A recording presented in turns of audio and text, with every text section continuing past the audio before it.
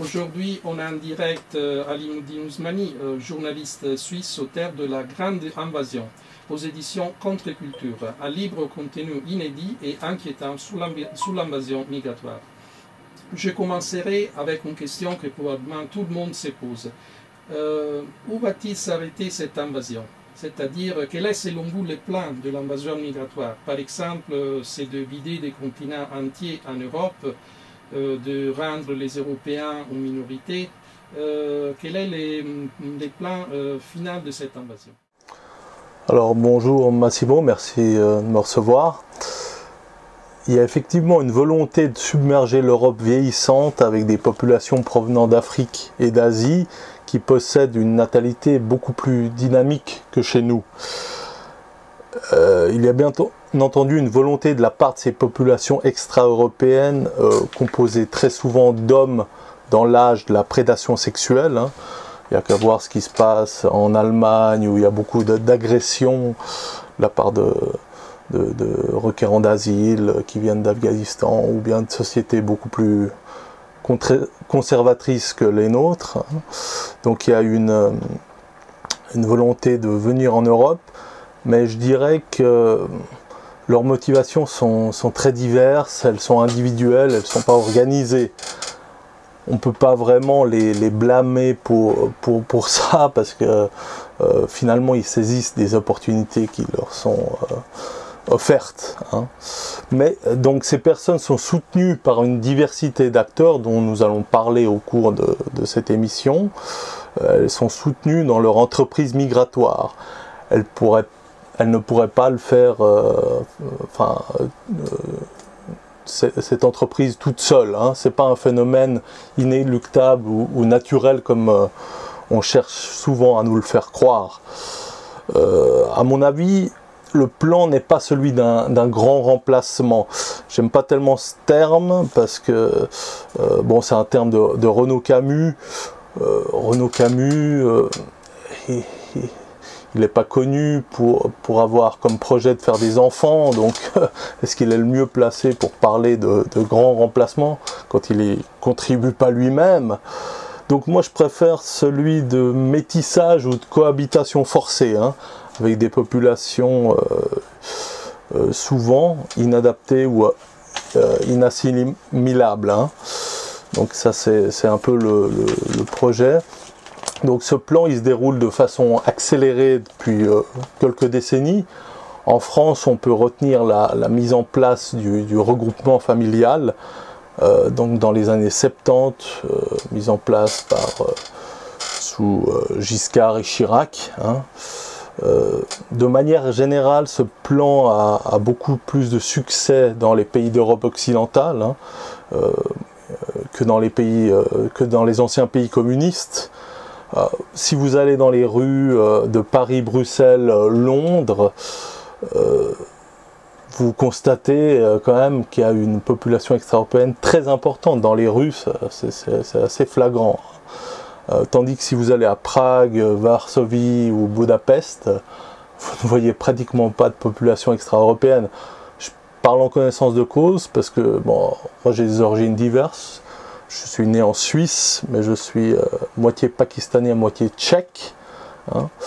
Et je connais bien la République tchèque, donc j'ai une attache ethnoculturelle avec ce pays. Et Prague est la ville la plus cosmopolite, mais franchement, vous vous baladez partout et puis vous voyez pratiquement pas d'extra-européens. C'est très, très frappant en fait. Alors que c'est la ville la plus cosmopolite de République tchèque. Il y a un véritable changement de population dans les pays d'Europe occidentale. Donc ce plan il fait quand même face à des résistances, surtout dans les pays qui connaissent une faible immigration et qui sont conscients des expériences de ghettoisation chez leurs voisins.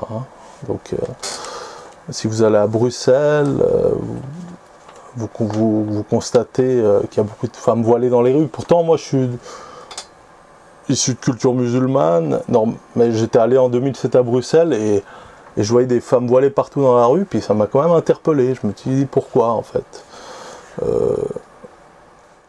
plus, Oui. l'Europe occidentale devrait être plus difficile à atteindre que l'Europe orientale qui frapperait la porte de l'Europe. Donc c'est curieux que dans des pays de l'Europe du Nord, il y a plus d'immigrés que dans des pays qui sont plus près des frontières européennes. Ah oui, oui, justement, moi, j'étais une fois à Kiruna, au nord de la Suède. Donc c'est à l'intérieur du cercle polaire. Et je voyais des mendiants roms, des réfugiés d'Afrique, en fait, au nord du cercle polaire, ce qui était totalement incompréhensible, en fait. Et ça n'a aucun sens, en fait. Bon, il faut savoir que la Suède a reçu 160 000 migrants, demandeurs d'asile en 2015, hein. Pour une population de moins de 10 millions d'habitants, c'est énorme, hein. Bon, ça ne s'est pas renouvelé chaque année, mais bon, et après ils ont dû répartir, et puis ça fait qu'il y a des réfugiés africains au nord du cercle polaire. Et selon vous, quelle année les buts créer des esclaves en Europe, déclencher des guerres civiles, ou créer une culture mondiale en forme? Donc vous parlez des buts de l'invasion, hein. Les buts, oui, de l'immigration massive. Bon, alors cette immigration de masse, elle favorise la venue d'une figure qu'on appelle le nomade parasite, hein, donc c'est un but assez pervers, parce qu'on ne peut pas mettre tous les immigrés dans le même sac. Ils ont des motivations très diverses, il y en a qui s'intègrent bien et puis qui travaillent, mais il y en a d'autres qui viennent dans une démarche de pur parasitisme. Alors justement, on favorise cette venue du nomade parasite, et ça a pour fonction de détourner la colère du peuple, car celui-ci, il est agacé par la délinquance de proximité, la délinquance qui le touche, c'est-à-dire la petite délinquance. Ainsi, ce petit peuple, il ne voit pas les responsables qui sont de la haute délinquance en col blanc. J'ai vu une vidéo de Russia Today récemment sur les quartiers nord de Paris, où ces quartiers sont pro au deal, au vol, aux bagarres. Vous voyez des migrants qui se tapent dessus. C'est un spectacle hallucinant pour insupportable pour les riverains, les commerçants, et même pour les immigrés de plus longue date, africains ou autres, qui ne sont pas d'accord avec cette petite délinquance qui pourrit la vie. Donc cette immigration de masse, elle sert avant tout à détourner la colère des petites gens. Bon, en voyant ce qui se passe avec la révolte des Gilets jaunes, on peut dire que le peuple français n'est pas complètement tombé dans le piège de l'oligarchie, car il se révolte avant tout contre les élites. Donc ça n'a pas complètement marché, hein, pour la France. Le parasite du haut et le prédateur du haut, il favorise la mise en place du prédateur du bas et du parasite du bas pour s'en servir comme bouclier pour la crise, hein, donc c'est ça. Il y a également un autre but qui est de favoriser la venue de nouveaux consommateurs. Tous ces gens qui vont vivre de l'assistanat, ils représentent de nouveaux consommateurs, ce qui fait le bonheur de certains, hein, de certaines entreprises ou de particuliers qui ont un intérêt dans ce business de l'immigration. Et en fait, c'est ce qu'on appelle la privatisation des gains et la socialisation des pertes. La classe moyenne va payer la facture, hein, elle va payer les aides sociales, tandis qu'une petite élite, elle va tirer les marrons du feu. Peut-être une petite partie de ces immigrants sont employables, ils les sous-payeront, et en fait, donc eux aussi ils vont se satisfaire de leurs besoins de consommation. Donc un individu dont l'identité est détruite est beaucoup moins susceptible de se révolter contre le pouvoir profond. Le consommateur apathique qui ne peut se revendiquer d'aucune identité en particulier est beaucoup plus désarmé, et justement parce qu'il est dans une logique de consommation. Et il ne pense plus à grand chose d'autre, et surtout pas à la préservation de son identité. Selon vous, est-ce qu'ils seront créés des enclaves en Europe au fil de... Alors, il y a déjà des ghettos, en fait. Si vous allez à Malmö, en Suède, à Bruxelles, même à Paris, en fait, il y a déjà des sociétés parallèles, hein, qui sont mises en place dans des grandes villes d'Europe occidentale. Alors évidemment, les migrants, ils n'aiment pas trop aller dans des petits villages parce qu'ils ne peuvent pas se retrouver voilà, avec leurs semblables. Alors ce qui paraît aberrant, parce que enfin, vous entendez des histoires de migrants qui viennent en Suède, et bon, ils les transportent dans un petit village au milieu de la forêt, bon d'accord, où il y a peut-être peu d'infrastructures, mais bon, ils leur assurent un logement, la nourriture, une éducation, et malgré ça, en fait, alors ils commencent à se plaindre, et puis ils repartent des fois même dans leur pays où ils sont censés avoir été persécutés. Donc là, on a vraiment affaire un peu à une escroquerie, en fait. Il y a un total dévoiement du droit d'asile, en fait. Quelqu'un qui fuit une persécution, il ne va pas pinailler parce qu'il s'ennuie, ou bien il ne peut pas être dans une ville où il peut côtoyer un grand nombre de ses compatriotes, comme à Berlin, Paris, Stockholm. Qui sont les acteurs de cette immigration massive? On parle des ONG, de Merkel. Ouais. Alors, les 2 premiers chapitres de mon livre, ils sont consacrés à George Soros et à Angela Merkel. Donc j'ai pris la peine de traduire des interviews de ces 2 personnages clés qui ont favorisé l'immigration massive, pour montrer à quel point ils sont étrangers aux préoccupations des petites gens, hein, ou de leurs électeurs. Soros, c'est vraiment le personnage qui a investi une partie de sa fortune pour favoriser la venue massive d'immigrants en Europe. Donc dans ses interviews, il cache même pas son idéologie, il reproche aux Européens de ne pas accueillir assez de migrants, et ouais, il consacre ses milliards à la venue de migrants. Je crois que j'ai même lu un article où le gouvernement hongrois dénonçait le fait que l'Union européenne fournissait des cartes de crédit anonymes aux migrants. Alors c'est totalement illégal. Normalement, un citoyen européen, il doit il peut pas avoir une carte anonyme. Donc il y a une sorte d'exception. On se demande pourquoi. En fait, le gouvernement hongrois, qui est un peu le modèle d'insoumission qu'on a tous en tête, il dénonce un peu cette escroquerie. Il pense que c'est pour favoriser l'immigration massive en Europe, hein. Donc il y a des ONG pro-immigration qui ont reçu un financement de près ou de loin de la part de l'Open Society Foundation de George Soros. Alors, dans mon livre, je parle de Global Detention Project, qui parle de la détention de migrants et qui dénonce la détention de migrants. Pourtant, ces migrants sont illégaux, ils sont détenus en vue d'être déportés, et cette ONG, elle dénonce ça, hein, d'accord. Il y a Amnesty International qui est très impliqué aussi. Donc Merkel, elle a joué un rôle décisif dans la venue de migrants en 2015.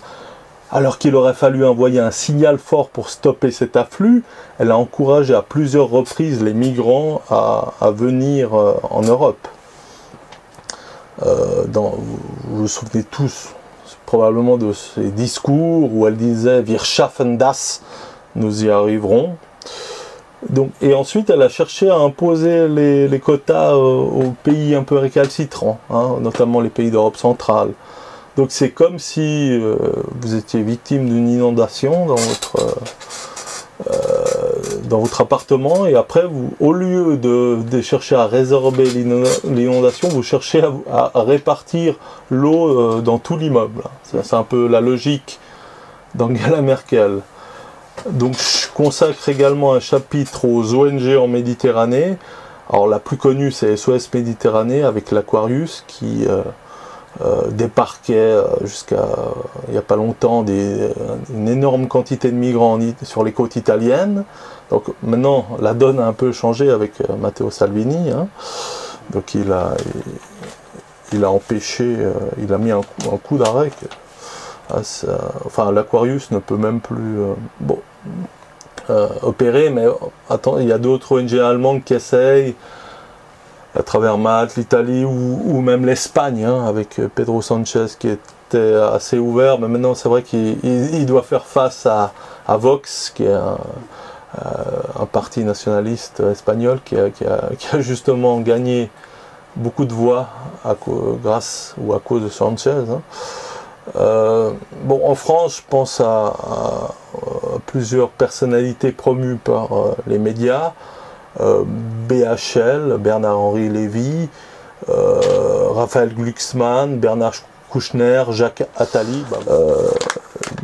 Donc les gens comme BHL, ils cherchent à islamiser l'Europe tout en faisant en sorte que les Européens détestent les musulmans. Donc ils favorisent à la fois leur implantation et à la fois leur détestation. Ils s'en servent un peu comme ferment du chaos. C'est pour ça qu'il faut refuser ce piège tendu par les manipulateurs. Et puis, quand on parle d'islamisation, il faut aussi voir qui se cache un peu derrière ce plan. Quelle solution serait envisageable? On a parlé de rémigration, de soutien, d'accords de partenariat économique avec les pays de provenance. Et nous, on se concentre vraiment sur ce qui se passe en Europe occidentale. Et la question de la gestion des flux migratoires et de l'immigration, c'est une question politique, hein. On aurait tout à fait les moyens de régler la question s'il y avait une volonté politique en haut lieu, hein. On a bien eu les moyens de faire tomber Kadhafi ou Saddam Hussein, hein. Faut se demander pourquoi l'oligarchie mondialiste veut exister par le chaos à ce point-là, hein. Pourquoi elle cherche à détruire les peuples et les nations et à les métisser de force. Alors l'oligarchie, elle cherche à horizontaliser les haines et les violences parce qu'elle a bien compris qu'elle pourrait se maintenir et nous imposer son système uniquement à ce prix-là, hein. Elle cherche à augmenter la présence de parasites du bas pour cacher le parasitisme du haut. C'est l'espèce d'union sacrée des nomades parasites contre les producteurs sédentaires. Tant que nous n'aurons pas mis hors d'état de nuire les prédateurs parasites nomades du haut, tant qu'ils ne seront pas écartés du pouvoir politique, il ne sera pas possible de régler la question des prédateurs nomades du sous-prolétariat. Donc l'arrêt de l'immigration et la remigration ne peuvent s'effectuer qu'à cette condition-là. Effectivement, il faut une volonté politique, même au niveau européen, unitaire, c'est-à-dire que tous les pays européens coopèrent. Et aussi probablement des accords de partenariat, des accords internationaux avec les pays de provenance. D'ailleurs, il y a dans les pays de destination un soutien considérable des États, par exemple en France, mais pas seulement. Peuvent les migrants survivre en Europe sans les aides des États, c'est-à-dire les logements, les enfants, l'école, la santé gratuite, etc. Alors évidemment que leur présence, elle n'est possible qu'à l'aide des systèmes sociaux en Europe, hein. Les migrants ne cherchent pas à demander l'asile dans les pays d'Europe centrale ou des Balkans, parce que l'aide sociale, elle y est beaucoup moins généreuse qu'en Europe occidentale. Pourtant, ils y seraient en sécurité, hein. Je veux dire, il n'y a pas la guerre en Europe.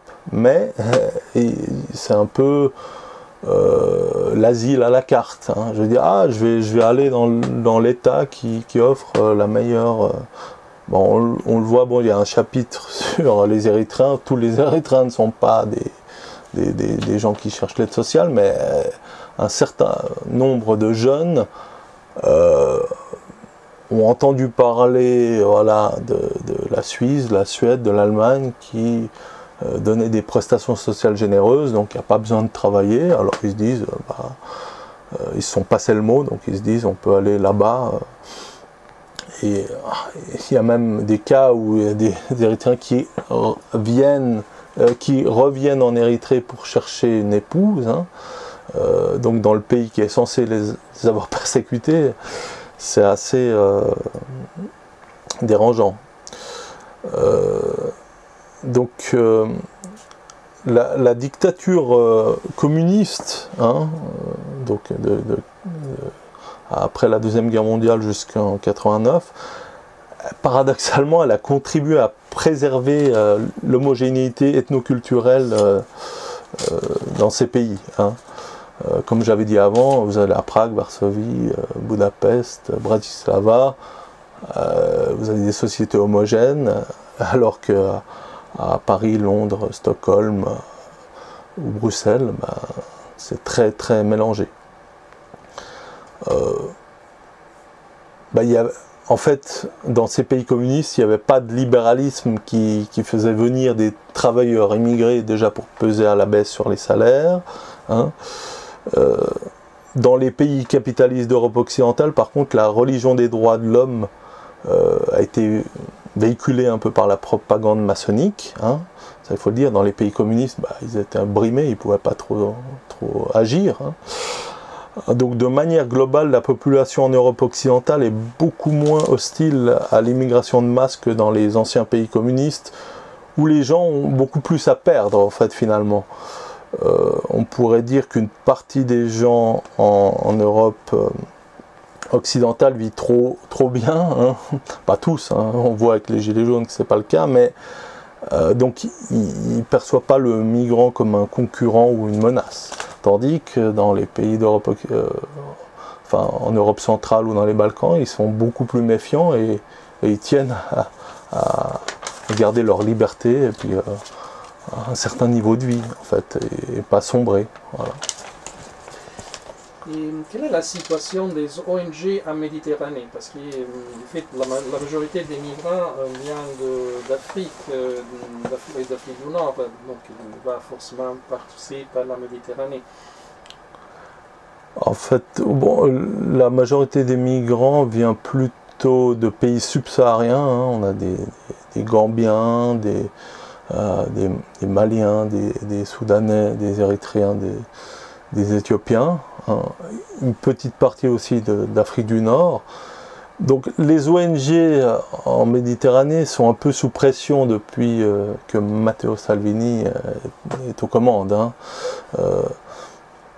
Donc on a l'Aquarius qui a eu des problèmes judiciaires, hein, et qui ne peut plus opérer.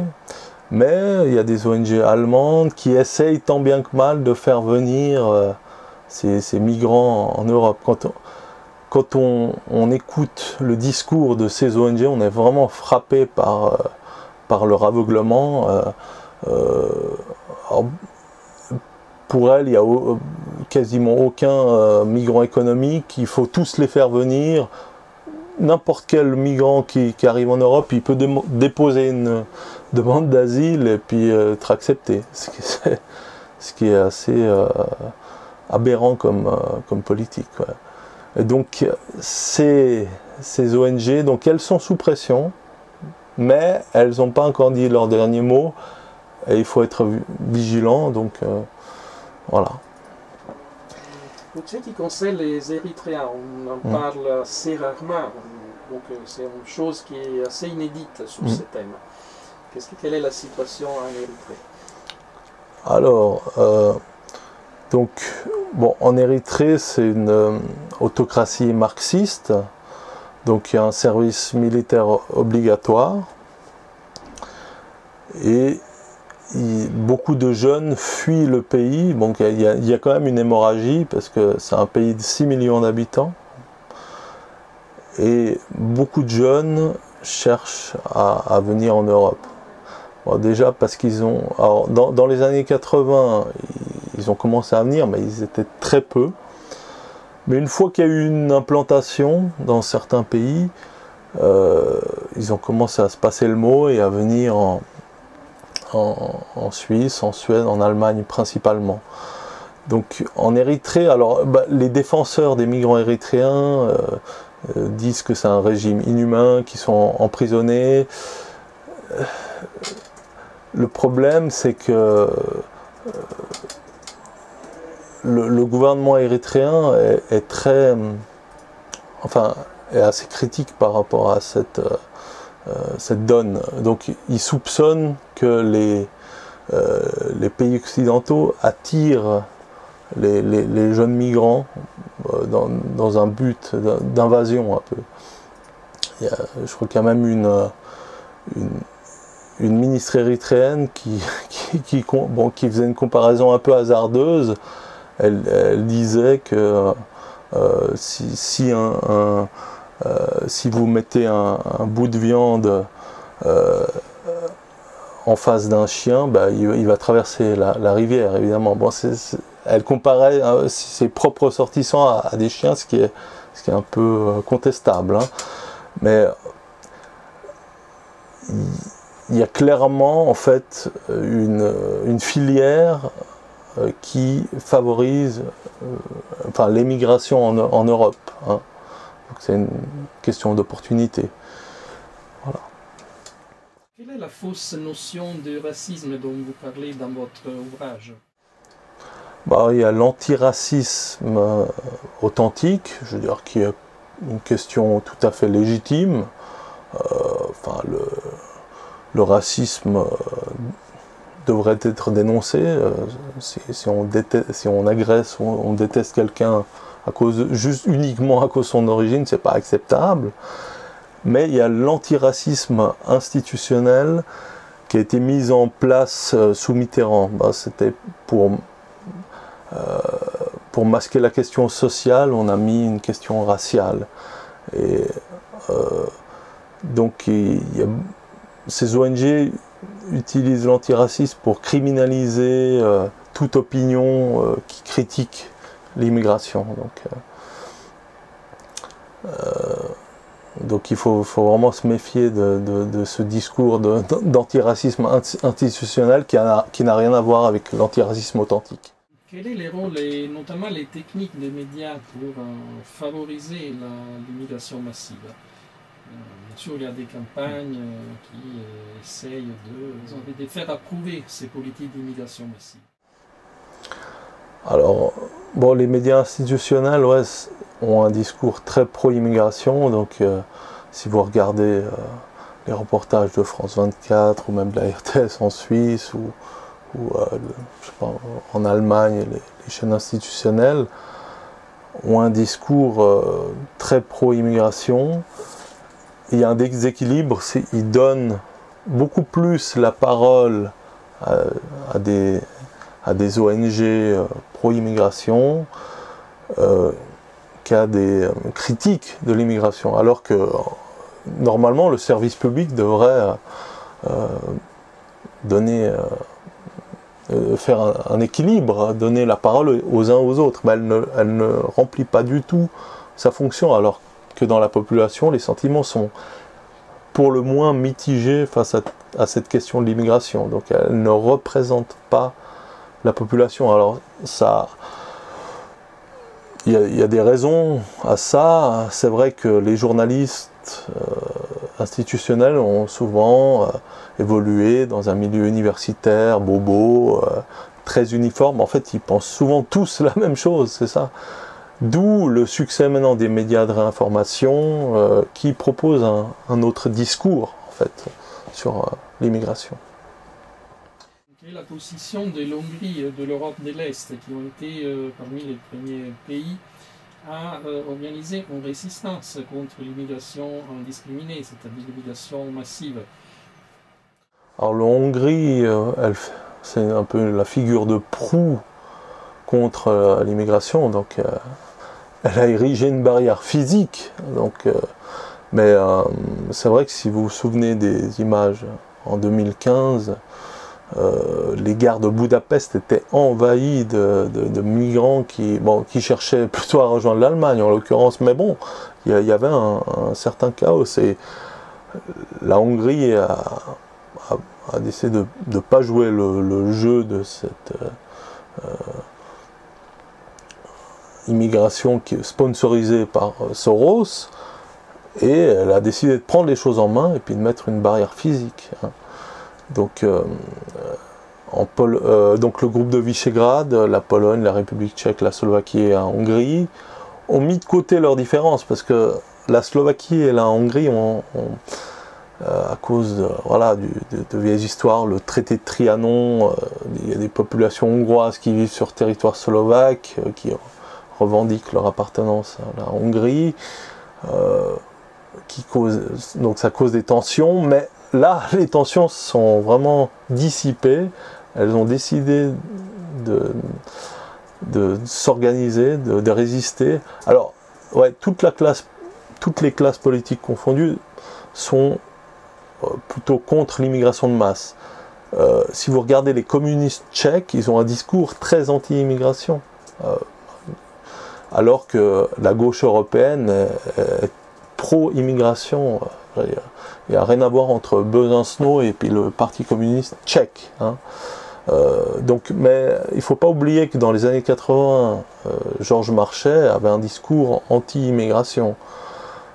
Parce qu'en fait, finalement, ces partis ne veulent pas se détacher du peuple. Ils n'ont pas encore trahi leur électorat, comme c'est le cas en Europe occidentale, en France en particulier.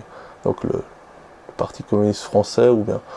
Alors, Mélenchon arrive à se maintenir un petit peu, mais parce qu'il a un peu renouvelé son discours. Mais voilà, il n'est pas encore à un niveau si élevé que ça, en fait. Et on voit l'efficacité de coordonner les politiques de plusieurs pays. Donc, quand il y a des politiques coordonnées, l'immigration est réglée. Ce qui est fait d'ailleurs à la Bercère au niveau du pacte mondial sur l'immigration, qui voudrait imposer des politiques coordonnées favorables à l'immigration massive. Quel est le point sur ce pacte mondial et les possibles conséquences sur l'Europe occidentale et l'Europe orientale? Alors sur le papier, en fait, ce pacte mondial sur l'immigration prétend lutter contre l'immigration clandestine. Mais si on le regarde de près, on voit bien qu'il a envie de recadrer le discours sur la migration. Donc il propose vraiment d'avoir une réflexion destinée aux médias qui devrait avoir, selon ce pacte, un regard différent sur l'immigration. Alors malgré le fait que l'immigration, les médias occidentaux institutionnels sont très largement favorables à l'immigration, il faut croire qu'ils ne le sont pas assez. Et ce pacte mondial sur l'immigration, il s'adresse aussi aux médias de réinformation qui seraient qui n'ont pas adopté l'idéologie dominante à ce sujet. Il y a aussi une question d'un utilisateur, comment lutter, c'est un peu polémique, comment lutter contre la grande invasion tout en gardant les dom-toms? Ne sont-ils pas contradictoires avec l'unité anthropologique nationale? Ah non, écoutez, les dom-toms font partie de la France. Hein, on ne peut pas renier la Martinique, la Guadeloupe, comme ça. Et même souvent, les gens des dom-toms sont contre l'immigration massive. Je crois que même des partis nationalistes à Mayotte avaient quand même étaient assez populaires. Donc eux-mêmes, c'est une escroquerie un peu droit de l'homiste de faire croire que le sous-prolétariat immigré est favorable à l'immigration. Non, c'est pas vraiment le cas. Hein. Même dans les banlieues, pas seulement dans les dom-toms, mais aussi dans les banlieues, il y a des tensions certaines. Dernière question, est-ce que vous envisagez une solution pour les problèmes de l'immigration? Comment voyez-vous les futurs? C'est un futur de chaos généralisé, de conflits de culture, ou c'est un futur où il y aura une harmonie entre les cultures, une collaboration entre les cultures, et aussi une unité territoriale? c'est vrai que les sociétés très multiculturelles comme le Brésil et les États-Unis ne sont pas des exemples de réussite en matière de vivre ensemble. Donc, écoutez, j'ai pas de boule de cristal, mais donc il y aura quand même, je pense que la différence entre les pays d'Europe centrale, orientale d'un côté, qui vont quand même se préserver de l'immigration, parce que c'est pas facile quand même d'imposer à des populations comme ça des gens de l'étranger. En Europe occidentale, c'est un long processus. Il y a le contexte de l'après-guerre, les 30 Glorieuses, le regroupement familial. Il n'y a plus de fenêtre d'ouverture par rapport à ça. Les gens dans les anciens pays communistes sont très attachés à leur base ethnoculturelle et il y a une résistance, des fois même peut-être une exagération par rapport à l'immigration, hein. Mais finalement ils cherchent à se préserver et puis on ne peut pas leur donner tort. Disons qu'on peut parler d'un chaos organisé, d'un chaos géré.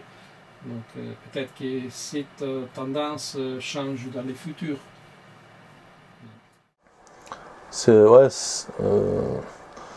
Écoutez, l'oligarchie travaille vraiment à déstabiliser. Donc ils ont un agenda. Soros ou bien ses successeurs, parce que je crois qu'il a un fils hein, qui va reprendre les manettes, travaille vraiment à détruire ces nations et ces peuples européens, mais il y a quand même un espoir, la résistance s'organise, même en Europe occidentale il y a de l'espoir, et puis et finalement même tous les immigrés ne valident pas en fait une politique débridée d'immigration. J'en suis la preuve. Je suis issu de cultures différentes, mais finalement, c'est pas parce personne ne choisit son lieu de naissance, mais c'est pas parce qu'on est fils d'immigré qu'on est redevable de quelque chose et puis qu'on doit valider une politique d'immigration insensée. Okay, merci Ali Madine Ousmani et à la prochaine. Voilà, à la prochaine.